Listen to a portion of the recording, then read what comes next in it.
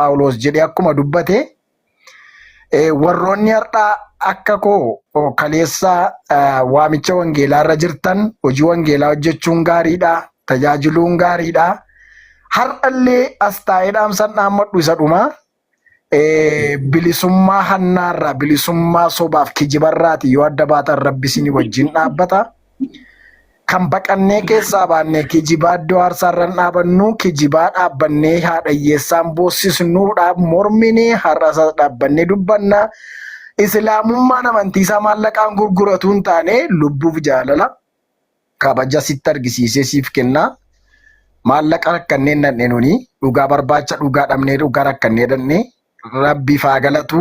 Alhamdulillahi rabbil aalamiin dhugaa ija boqqolloo fakkaatu bakkalcha barii kan fakkaatu har'a arganneerra. Obboleessa koo abdiin illee gara kanaatti waan hundumaa nu mijeessuudhaaf bu'aa bahii hundumaa keessa darbuu keetiif galatoomi.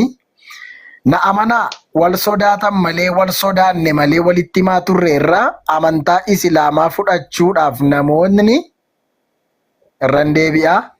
Wal sodaanne malee maal nuun jedhuudhaaf afaan qabanne malee garumatti yaanee dhufnuu dhabne malee durayyuu amantaa islaamaa fudhachuudhaaf namoota hedduutu daandiirra jira. Na amanaa Allahu akbar. namoota hedduutu daandiirra jira amantaa islaamummaa fudhachuudhaaf.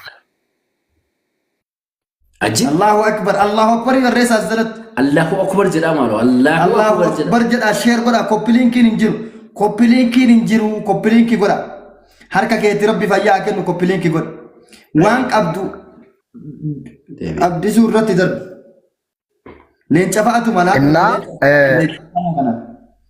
nayyeeti fufi. Amantaan kaleessa keessa ture amantaa pirootestaantii rabbiif haa galatu. Kaleessas buddeen keessan hin nyaanne sabbata keessan hin hiikkanne kiisii keessan keessaan fudhanne dafqaan bulaadha. Hojjedheen bulaa yoon argadhe nan hojjedha yoon dhabe immoo rabbii koo kadhachaa nama jiraataa turedha. Dafqi namaa narra hin jiru, hanqiin namaa narra hin jiru, haadha hiyyeessaan boossifne. Kanaaf an maallaqa barbaacha gara iddoo kanaatti dhufne tun taane dhugaa barbaacha dhufne dhugichis nu argateera nus dhugicha arganneerra. Innaa kanaaf nu arrabsurraa nu qusadha. Akkuma kaleessa isin jaallanne isin jaallanna. Akkuma kaleessa isin kabanye isin kabanya. Akkuma kaleessa kiristaanummaa keessa taa'ee uummata islaamaa jaallachaa ture har'as islaamummaa keessa taa'een